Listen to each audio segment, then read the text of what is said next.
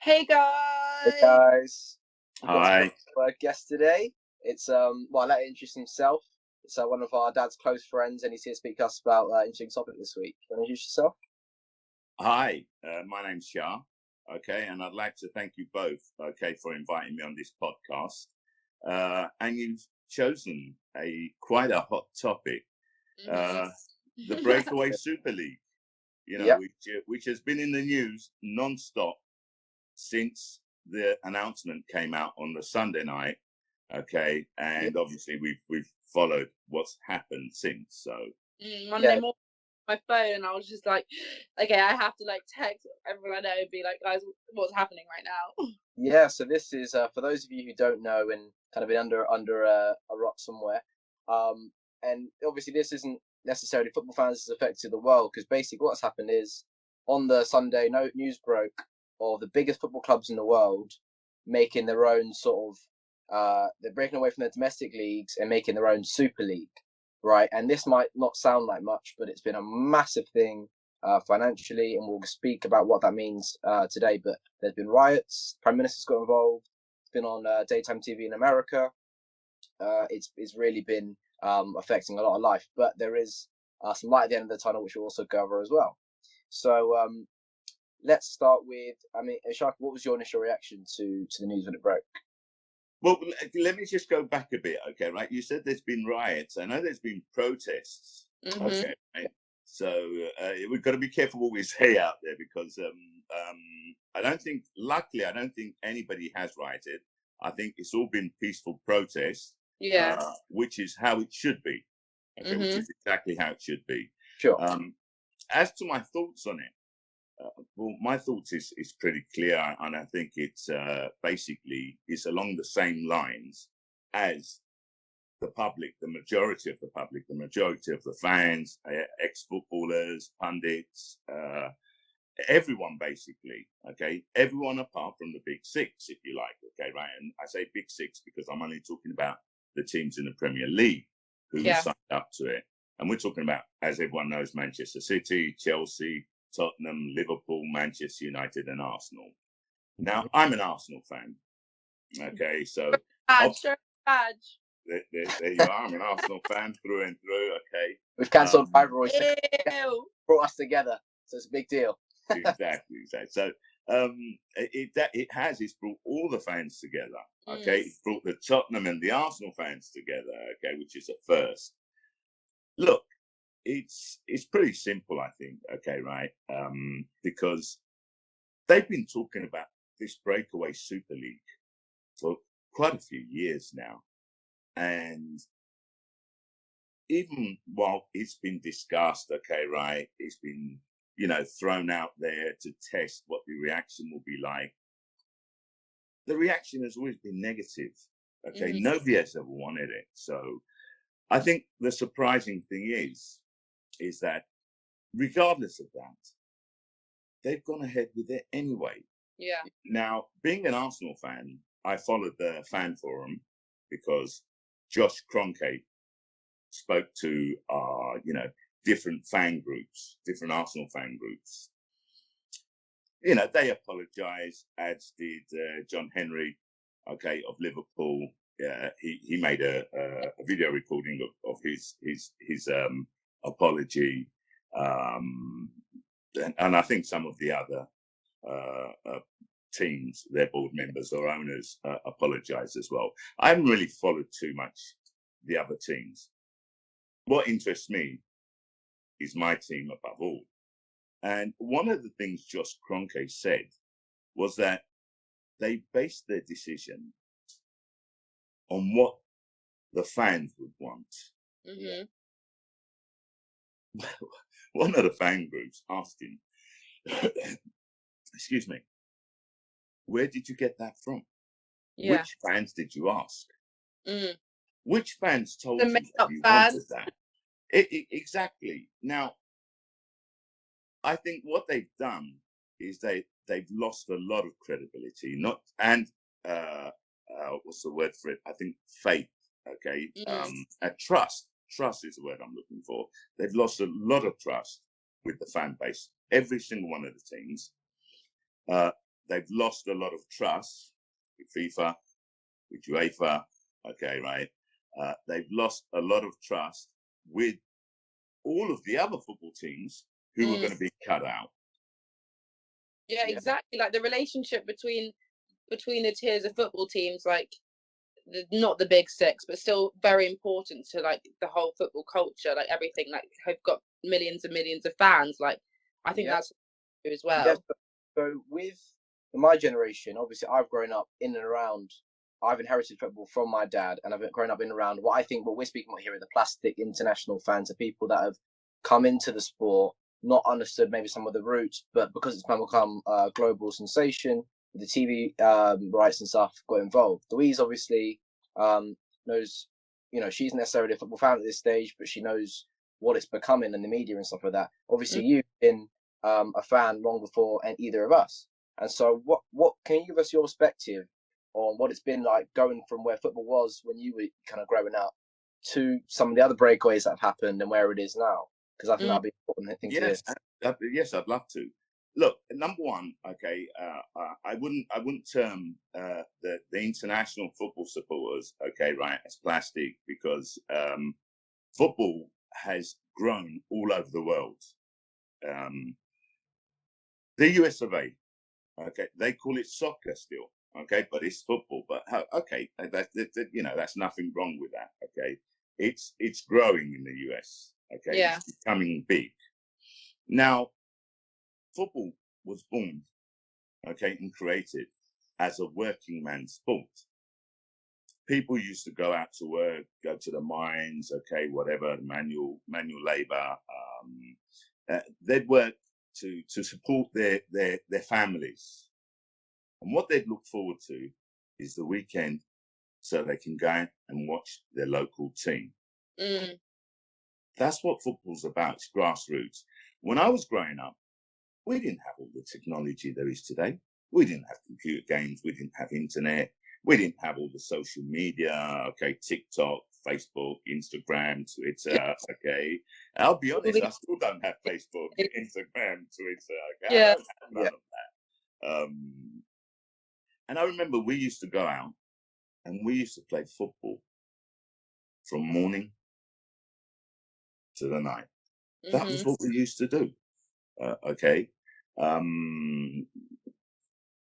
It was inbred. It was something which we looked forward to. We looked forward to the FA Cup final. I remember when Arsenal played West Ham in the FA Cup final, there was a street party. I was the only Arsenal supporter on our street. Everybody else was West Ham because I'm East End London. Don't ask me how I became Arsenal in the middle of all the West Ham supporters. We lost. I'll have to say I was quite glad we lost, to be totally honest, because I had this big street party lined up, and it would have spoilt it, okay. I didn't mind losing and joining all my friends who are all West Ham supporters. That is what football is about. Now, obviously, in the early 90s, I think it's 1992, there was a breakaway, which they'd been discussing as well, from the old First Division to create the Premier League, which I believe was led by the five major teams at the time, which were Liverpool, Manchester United, Everton, Arsenal, and Tottenham. Okay, correct me if I'm wrong on that. Very so much. Like when I think of the top teams, I always think Man City, but they weren't there before. Exactly, and we'll get onto that. So they were the five top teams. They broke away. They created the Premier League, okay, TV rights, and the TV rights, they showed more of the big teams, their games on TV, okay, right? So they got a bigger cut of the TV rights. The difference is that they still had competition. You could get relegated, or you could get promoted. What they've done, or what they attempted to do with this breakaway Super League, is adopt the American franchise culture, which is basically, for anyone that doesn't understand what the American franchise culture is in sports, is that you have a set number of teams in a league created, okay, that year in, year out play against each other. there is no relegation. Yeah. There is no promotion. So boring though. Yeah. But And it's look, I can't say that it's boring. Okay, it's not. Yeah, it's I but can't like, say that because we're talking about two different cultures here. yeah, Obviously, in the US of A, that concept for them works perfectly well. You know, the NFL, the NBA, it's big business. yeah. It's big money, and I've never actually ever heard anybody complain. So the concept is fine for the US of A. It's fine for America. You know, what I think they did is they thought, and I would assume that's the American owners, okay? And again, I'm just assuming here. I would assume it's the American owners that have turned around and said, well, hold on a second. You know, this is how it works here in the USA. Why don't we do the same thing with a breakaway Super League? That way, every year, we're guaranteed, okay, the revenue, okay, from all the big matches, you know, Arsenal, Barcelona, Manchester United, Real Madrid, okay? Look, let's make no mistake about this, okay? Football has become a business, okay? Yeah. And it became a business from the early 90s, okay, right, when there was a breakaway from the first division to the Premier League. Yeah. What's happened here, though, and I've spoke to a lot of fans over this week, a lot of, all my friends are mad about football. They're football fans, and you know they support different teams: Liverpool, Man United, Tottenham, Newcastle, Chelsea. You know, all the teams. I've got Cardiff. Okay, right. I've even got someone that supports Aberdeen, if you like. Yeah. Now, everyone has a say on this, but I think the common denominator, what everyone agrees with, is that the big six, Fiorentina, Perez, okay, right, and the Barca owners, Real Madrid owners, Juventus owners, Atletico Madrid owners, okay, and whoever else was it, because there's 12 teams in total. They underestimated what the reaction would be. What I ask is this, though: how could they underestimate it? I mean, we're talking about billionaires here, yeah. We're talking about people. I think what they did. I just think they didn't care about the fans. Like, all they care about, once you get to that level of like wealth and stuff, is their business. It's not about who's doing what. It's like, we can do this because we have the power, because it's about it. Like, they own, it's their club, it's their business. Yeah, you're quite right. And from a business point of view, it makes sense. So let me give you some of the numbers. Just for being in this competition, you get 400 million. To be in context, to qualify for what is the closest thing to these big revenue generating matches between the best clubs in Europe, it's Champions League, which you've got to qualify for, which is why it's a bit different. You get sort of 300 if you qualify, if you do well. If you spend the whole year winning and accumulating points, you can get up to 300. So even just by being in this, you suddenly are a cropper up above the rest. That Shar's mentioned there, your club is worth so much more than if it was in the Champions. Wolves, I think their value of their team went up by 10 times since promotion, and these are in the millions and millions and millions. I think the TV rights you get from being in the Premier League versus what's shown in the league below, which is generating all this money in the Premier League, is about I think it's 200 times more, which puts the Premier League. It makes the football revenue from European clubs 4 billion compared to the Liga, which has got Barcelona, Real Madrid, Messi, the best players, at 3 million. Then Serie A, then in Italy, and in France. So these TV rights are massive, and I think what these American owners have done, they've thought, right, we're making kind of owning these clubs in America. It's extremely expensive to buy. Remember, it's not just the American owners. Okay? No, but in terms of because I don't think Barcelona or Real Madrid is owned by Americans, nor is Atletico Madrid. So let's make we need to clear that there. Yeah, we'll get into like what their reasons, and that's a lot to do with the pandemic and how the clubs are run, and in a second. But in terms of what you're saying about they're not translating their knowledge of the American game to British game. they're seeing that, look, American football clubs, NFL clubs, basketball clubs, extremely expensive to buy, but the profits are there because they're so big. But they see the MLS, for example, only gets half the amount of views and revenue, all that sort of stuff, than the Premier League does. So they're clearly seeing there's something special about English football. But what they've missed out on is a special part of it is this grassroots love of the game. But they just want to exploit it because they're thinking there are way more people in the world who watch football than they watch basketball and stuff. There's so much more money to be made. And so what they've done is they've invested in these clubs, thinking if we can make money out of the millions and millions and millions across the world who are watching football, we can make way more money for a lot cheaper investment than basketball and NFL. And that's, I think, where they've come to. Why do you think they've invested in it? They've invested in it because, like I said, it's a business. Football has become a business. They've invested in it because they've seen a great opportunity, to make profit, and they were making profit. Okay, most of the teams do make a profit every time they get into the Champions League. I think what, and I think this is more the American owners, because they're not used to the concept of relegation. Okay, I think, and this is the general consensus. Okay, right. This is not me. This is me talking to different fans. Okay, right. Because basically the opinions which I'm giving out today, okay, it's not a single opinion. It's not me. Okay, right. Oh, I think this, so this is it.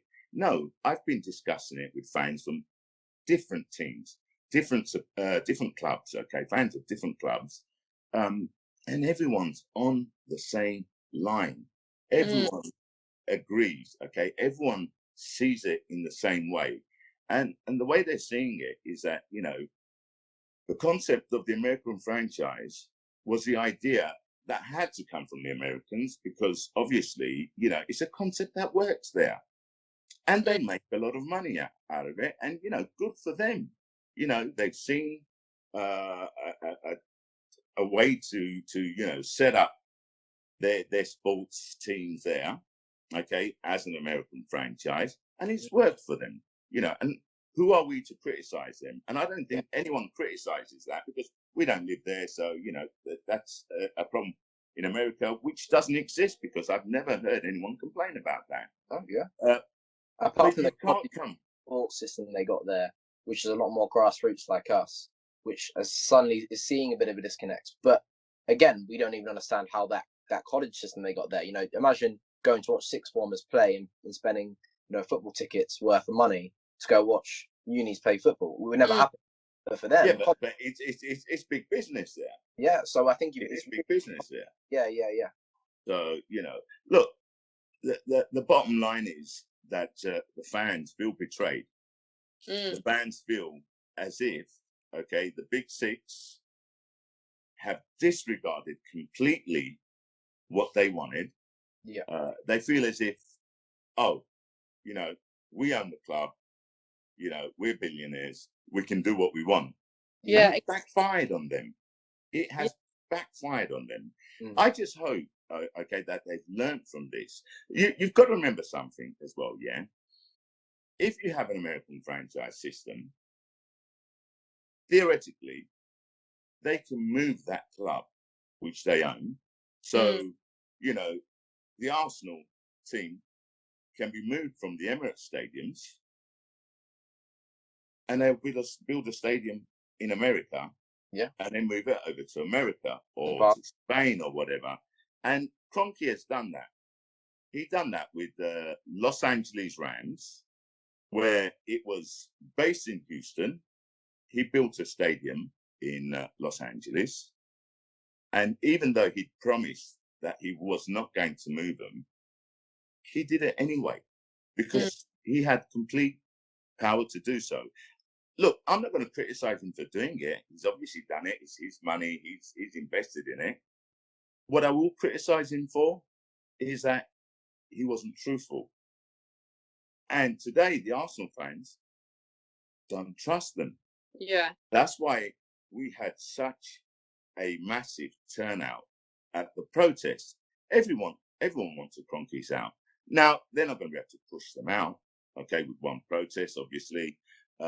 Josh Kroenke has come out and said, look, you know, he's apologized. You know, we're going to do our best to win the trust back. You know, what trust? They've never trusted him, to be totally honest. But hopefully they can build a trust with the fans, okay, with the fan groups. I was thinking, like, to touch on that point, I was watching something and they were talking about how in Germany, like, the fans have shares, and for a while have had shares in the club, so they get to make decisions about, like, what happens to their team and stuff. And I think that's absolutely. And you can weigh them up and you can criticize it, because you can say, look how it works in Germany, compare it to how it works here. Like, that was a different system. Yes, I was going to put that out to you. So that's law, though. I think if you check it, okay, by law, okay, the fans have to have 51% ownership. Okay, really? Yeah. Whereas it's not law here. It's not law in the UK. All right. So Kroenke can go and buy out all the shares. It's not law in the US. Yeah. So in the US, Kroenke or whoever can go and buy out 100%. I think, okay, right. Again, I'm not too informed about the system in the US, okay? I know that Kroenke had to give his shares, his quota in one of the teams, because he's got different teams. He's got one in NFL, he's got one in the NBA, I think he's got hockey. Jesus Christ, this man is blimmin' minted. He doesn't even need this money. Go away. Okay, well, so let's look at Real Madrid, right? Spain. Let's look at Bayern Munich or Dortmund in Germany. And let's look at Man City, right? And let's see the different ways they work, right? So Man City, we all know, were a big but comparatively smaller club who got bought by very, very rich owners who Sheikh Mansour, Sheikh Mansour, who has driven them to constant success in the league, especially, and built infrastructure around Manchester. And you could say the money has been good at attracting beautiful football, one of the best coaches, and everything else that goes in the football club with that money. So we've benefited in a sense from that way of thinking. But then you've got the German way, which, like you say, they have majority shares amongst us fans, so that no one person can have a majority, and therefore the fans make executive decisions. And then you've got the Spanish way, whereby essentially the way it works is you have custodians, I think they're called. And if I'm a custodian, right, I can vouch for me and Louise. If we're both custodians, can vouch for you Shar, to be a custodian. You can join. You pay in a certain amount of money a year, and I think after 20 years, you get your membership. And then what happens is we vote for a president and a board, and then that's Perez in this situation, and then they have to have enough money that if the club was to go under, could pay them out. That's why they've got to be billionaires as well. But they have to be elected to make. I like. So here, this one, it's the people make the decisions. This one, it's like a democratic system by the people to make a board make the decisions. And here, the billionaire makes decisions, but he can put all the money he wants in there, he or she, right? So what? Classic mentality. Let's just accept. Yeah, I read something about that fleetingly. Okay, I didn't fully understand it because it was just like a quick glance at it. Okay, I didn't take the time to study it. Like I said, what I'm really more worried about, okay, right, is the Big Six and the effect that it has on us as a Premier League. Yeah, so you probably definitely understand more than I do on that. But what I will ask, okay, I think it was 153 euros. They said that they paid a year, okay, right, and I think it was about 900 shareholders, if you like, or custodians, call them what you want. My question would be, did they get a vote about the breakaway Super League? Is it the Real Madrid you're speaking about? Real Madrid or Barcelona, yeah. Because so Barcelona, all you get a vote for is who the president, who the board is. Okay. Once you give that away, they make all the decisions. So what they'll do, for example, the Galactico project. Basically, for those who don't know, and Louise in this context, right? That basically Spanish clubs, Real Madrid, saying that we're going to buy the best players in the world, Ronaldo and Beckham, all these players that you would have heard of, for crazy amounts of money. If you elect me, I will invest in the club and I will sign these big players. So what happens then is that the people think, right, that sounds amazing to me. They vote for Perez as president. Perez delivers on the promise and gets all these great players. He's got to be re-elected though, so he needs to say, okay, when it's time for another election, like in presidencies and politics, all that sort of stuff, he's got to read the room and say, I either want a Super League so I can get us in a better financial situation, or if he thinks people don't want that, he's got to say, like Brexit or something like that. It's like they've got to go on political cycles kind of thing. Okay. Yeah. I get that now. That's why he's really intriguing to see the politics behind like this Super League thing, because like I've just been seeing like people who don't care about politics or even football, like it's all over TikTok now. People are saying, oh, like all these boys are becoming like class conscious, like when it suits them about football. Now they're thinking about all these like Marxist and like socialist ideas, and it's really interesting to see how much like just the Super League and football in general had on like the general political climate. Like the fact that Boris Johnson is getting involved, like what? I think he's getting involved. He's got involved in the Super League breakaway, and apparently, excuse me. Rumor has it that he was approached as well by the Saudis to intervene, okay, on the takeover bid of Newcastle. So we'll see how that develops. But I want to touch on something, okay? I do want to touch on something. I do understand, okay, the need for football clubs to be self-sustaining, okay, to make a profit. It's a business, okay. I understand that they're investing their money in there, okay. Who invests more? Who invests less? Okay, right? They've bought it as a business. I just wish that before they buy a football club, they understand what football means to the fans. We would have avoided all of this, I think. Okay, they probably would have been able to get it through if they had done their homework, if they had spoken to the fans, if they had got ideas. And I'll go back to the fact that we're talking about billionaires that, they created businesses and they're sharp. They must be sharp. Yeah. Okay, to get to the level which they have.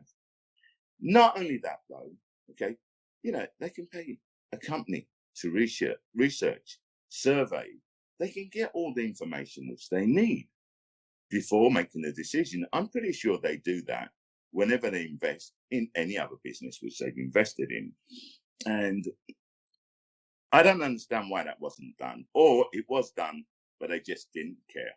They just thought, the six of us plus the Spanish, the Italians, and then whoever else we can get in, will have enough power, okay, to overturn anything, And again, I don't know what the thinking was behind it, but you ask any fan, and they'll tell you it was just greed.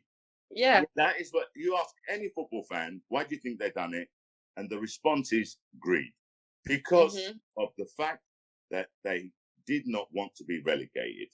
Okay, they can't accept the fact that, their teams may not make the Champions League, may not make Europa League. Arsenal this season, if we don't win the Europa League final, if we don't get to the final, because first we have to get there, if we don't win the final, if we get there, we're not getting into Europe next season, which means we're going to have lost the revenue from the Champions League. We've lost that anyway because we're not getting there. Yeah. We may still have a slight chance of getting into Europa League. I doubt it, though. Not the way we're playing. So if we don't get into the Europa League, they discussed the pandemic. Okay, the pandemic has hit them hard. The pandemic's hit everybody hard. Yeah, and these managers and these owners are sitting on millions. Well, let me give a bit of context there, because I was going to bring up the pandemic, and I think that's why it's been so rushed. Even though this has been spoken about for well over a year now in different forms, it was rushed because there are still actually 3 clubs, I think, as it stands, still in the Super League. It's a binding contract. It's suspended, not cancelled. just to be clear. Yeah. And one of those clubs is Barcelona. And Barcelona, I was looking into Barcelona's situation, are in, I think, 1.2 billion debt. And they actually, year on year, what's happened with them is they make the most money, but they spend the most money in salaries and things like this. Yeah. But because they make the most money, it works out, and they've had success, and obviously the best player in the world, X, Y, and Z. But because the pandemic hit and they really, really rely on their revenue every single year, they are now in this, as I say, 1.2 billion pounds of debt, and they could go from, you know, being at the top level to really crashing. And so you've got that situation there. Obviously, you got Italy was quite badly hit by that pandemic, and so you got the Italian clubs that were signed up as well. And I think, and obviously Real Madrid, it's not quite in the same state that Barcelona was, because they sold big players like Ronaldo, and they've made some money, but it's, you know, they are crashing. And I think you can say that they're in a good situation, but, you know, Debenhams, big retailers, they closed down. They're worth billions. They go into administration. So if you've got expenditures that are, you know, on contracts that players are, for example, stadiums, X, Y, and Z, you know, you can't. It means people's jobs. It means, you know, the billionaires, they're going to be fine. Let's make no mistake about this. Yeah. Go under the you know, the people who work at the staff, the people who make money from the club in any way, which is thousands and tens of thousands of jobs. And so you know what I mean. So it's not so much. It's definitely had an impact, and you know, I completely understand. Okay, the need to maximize revenue, as what they've been saying. But again, you know, I completely agree with them. Okay, they're absolutely right. Okay, and I don't think you can argue that point.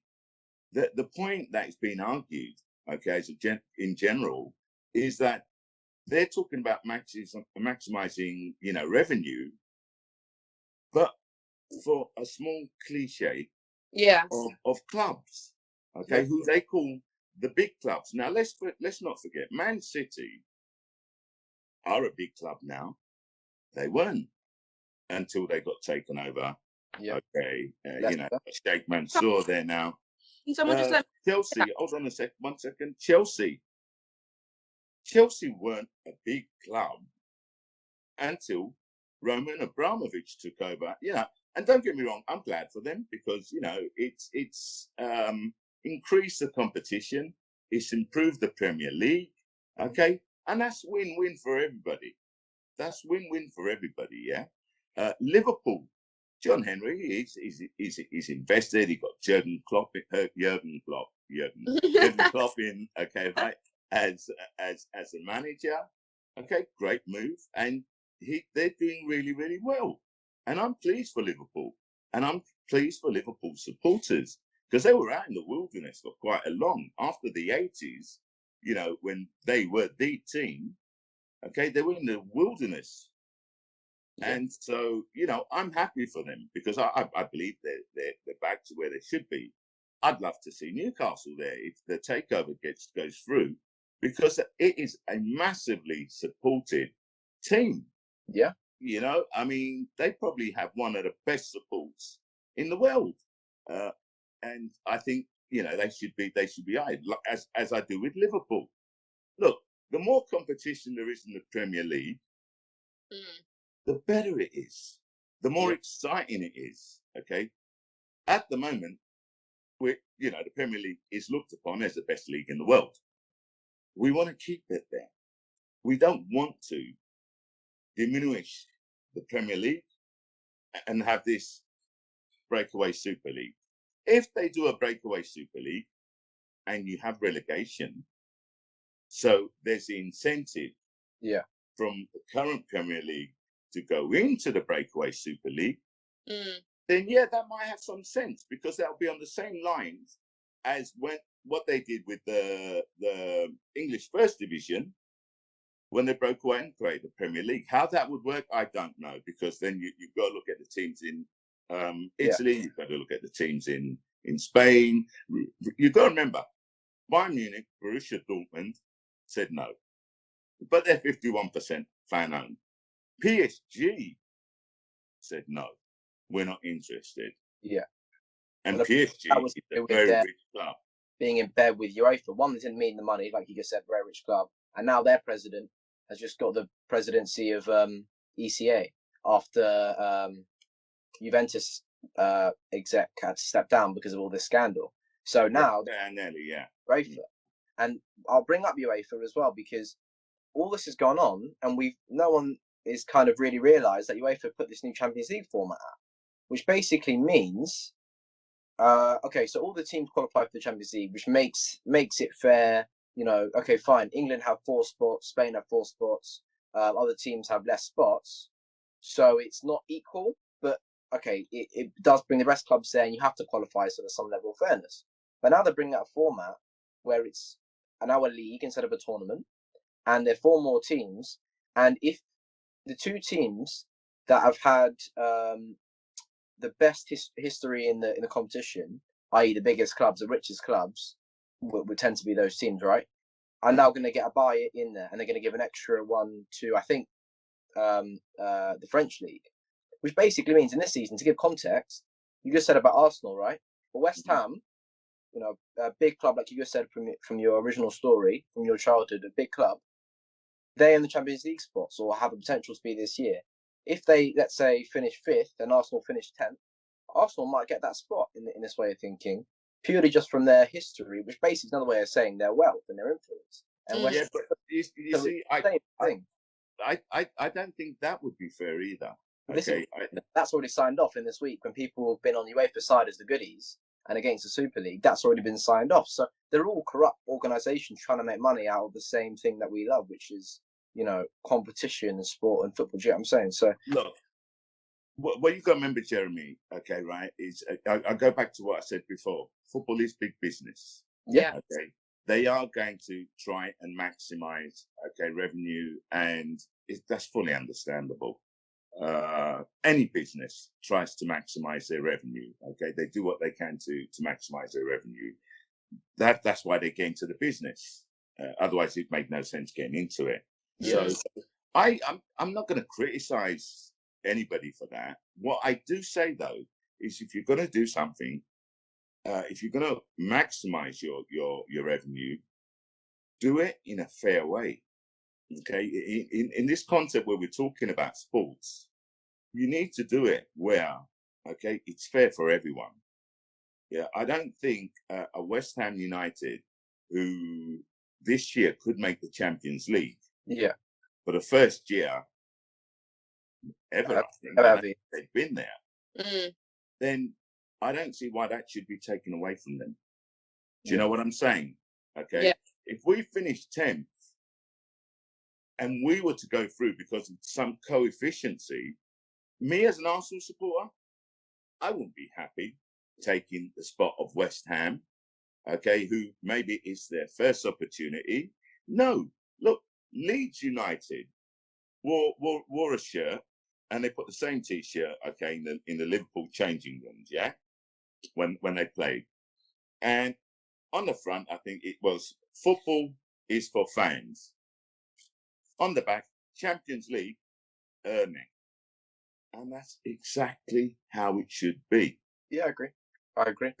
So I look, I wasn't aware of this because of everything that's been going on with the breakaway Super League. Yeah, I knew that they were going to change the format from 32 to 36 teams in the Champions League. I knew they were going to do like 2 leagues, I think it is, of 10 and 10 players, or 3 leagues of 10 teams or whatever, yeah. But if they're going to move it to 36, 10, 20, no, how do they? 13 games to the final. So that's 6 more games played, which is probably going to mean as well. What that is going to mean in this country, and in most countries, there are league cups, domestic league cups, which basically means if us 3 make a football team and we work our way up the leagues, because there are many leagues. There's Premier League, like we've spoken about, the Championship, the League One, League Two, and then the national leagues. So any team that's an official football team, right, whether we've made it and what it could become in 5 years, or something that's been around for 100 years, play all the teams in England and can win these cups. Those cups are done now. If there is more games in Champions League, we can't have league cups. You can't have, Tottenham Hotspur played a team this year. I mean, they're all school teachers or bin men. I think their striker was a bin man. Arsenal supporter, he'd love to play us. And it was a beautiful story. Yeah, we beat them, stuff like that. But they had Gareth Bale, they had Harry Kane coming to play there in their backyard, which, you know, we paid money so that they could get a proper pitch done and everything else.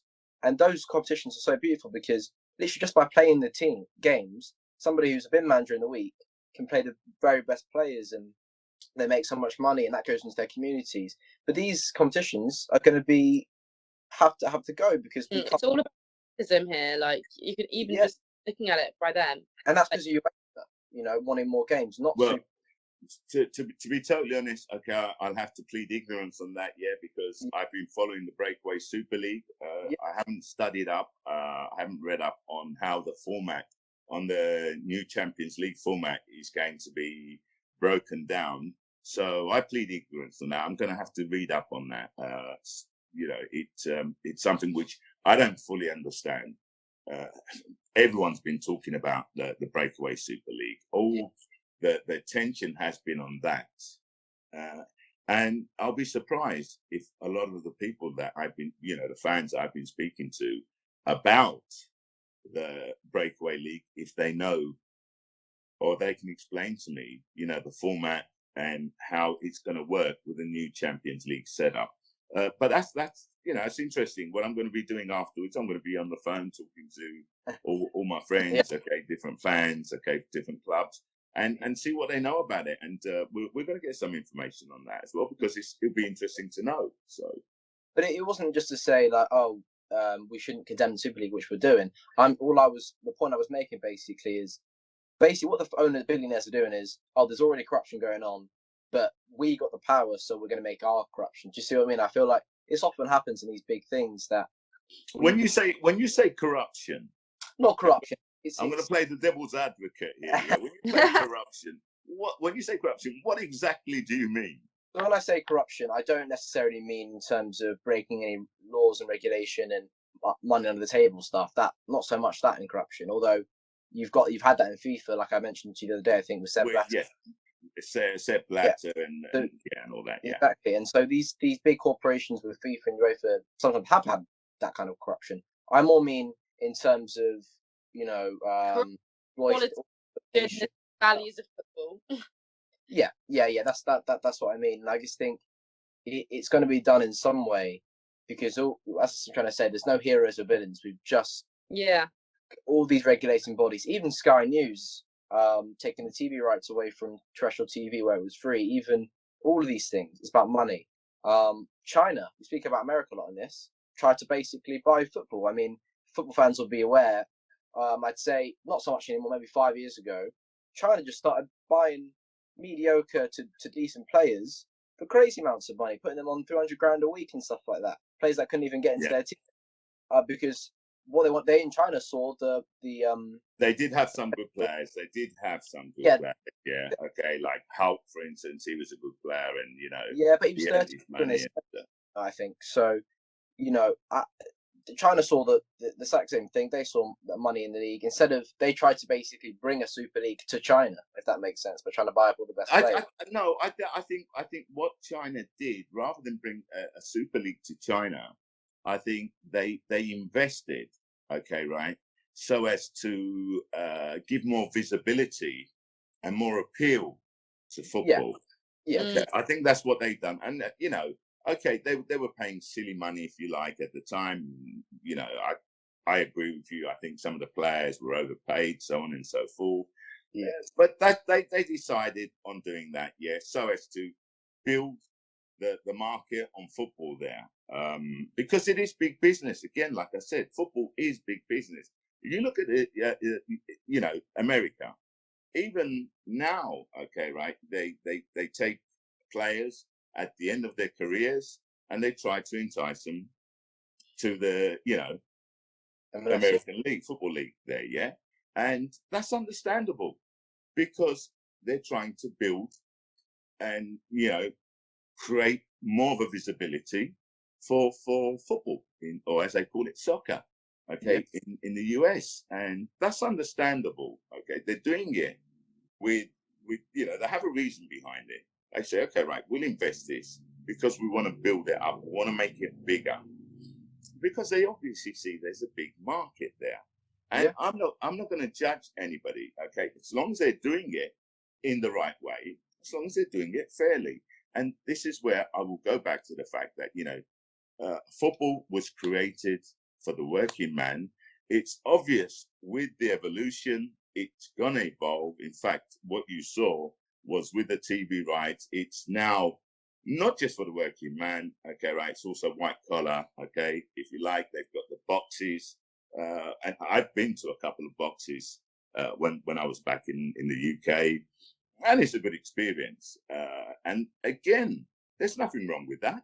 That creates revenue, okay? It's got a different fan base, if you like, but that's fine because football is open to everybody. Yeah. So if they're going to increase their revenue by having boxes inside there, then so be it. There's nothing wrong with that. Yeah.